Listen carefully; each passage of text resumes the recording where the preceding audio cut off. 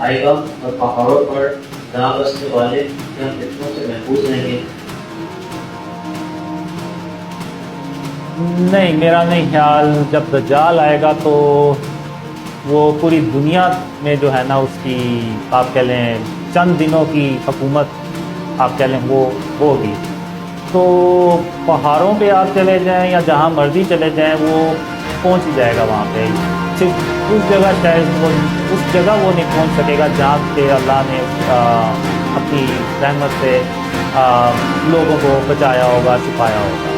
تو باقی ہر جگہ ہی وہ پہنچے گا. تو حاصل بھائی اگلا سوال یہ ہے، اور یہ سوال پوچھتے ہیں، یہ بیچ میں خاصیت آئی کہ فاروق کے مطابق دجال پہلے مذہبی شخص ہوگا اور شیطان اس کی مدد بھی کر رہا ہے طاقتیں حاصل کرنے کے لیے. تو اس کا مجھے سبق نہیں آیا کہ وہ مذہبی بھی ہے اور شیطان اس کی مدد بھی کر رہا ہے. میں اس کا بتا دیں گے. دجال جو ہے وہ میں نے اپنے ڈریمز میں یہی دیکھا ہے کہ وہ ایک نیک اور پرہیزگار شخص ہوتا ہے. پہلے ہوتا ہے جس لائک آپ دیکھیں اگر جیسے شیطان تھا ابلیس، وہ بھی پہلے بڑا نیکوکار تھا اور صرف ایک عمل کی وجہ سے وہ شیطان بن گیا. تو دجال بھی واقعی میں نے اپنے ڈریم میں ایک ہی دیکھا ہے. اللہ مجھے مثالیں دیتا تھا کہ تم بھی ویسے بنو، تو میں ویسا بن نہیں پا رہا تھا جس طرح کہ اللہ چاہ رہا تھا کہ میں اس طرح کا ہو جاؤں. تو لیکن ایسا کچھ ہوتا ہے جس کی وجہ سے وہ جو دجال ہے وہ میرا مذاق اڑاتا ہے یا اس طرح سے کچھ عمل وہ کرتا ہے جس کا اللہ کو سخت ناپسند آتا ہے اس کا یہ عمل.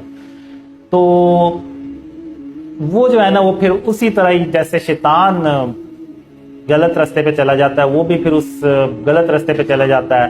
اس کو جو پاورز ملتی ہیں اس کو وہ پھر شیطانی طریقے سے اس کو اپ گریڈ کرتا ہے، اور شیطان خود اس کی رہنمائی بھی کرتا ہے ان پاورز کو اپ گریڈ کرنے میں.